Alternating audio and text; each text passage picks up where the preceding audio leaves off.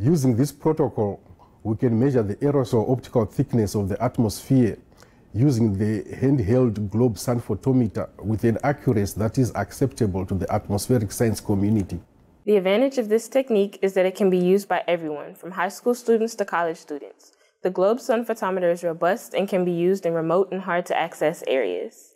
The aerosol optical thickness protocols are clearly outlined here and easy to follow.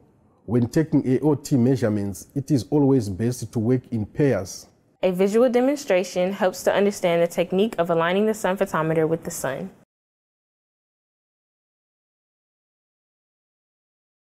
At the site, activate the GPS by choosing Sensor Setup from the Sensor menu and select GPS. Once the GPS has acquired enough satellites, latitude and longitude values are displayed. Then, press Collect Data and press Save. If outside temperature is more than 5 degrees below room temperature, keep the sun photometer wrapped in thermal foam when not in use.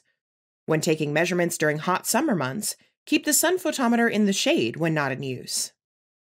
Check if the sun photometer produces a stable voltage of about 0.03 volts indoors and between 1 volt and 5 volts when light is directed on the detector.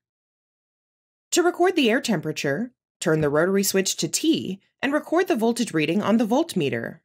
Multiplying the voltage reading by 100 gives the air temperature in degrees Celsius. Then, set the rotary switch to the green channel of the sun photometer.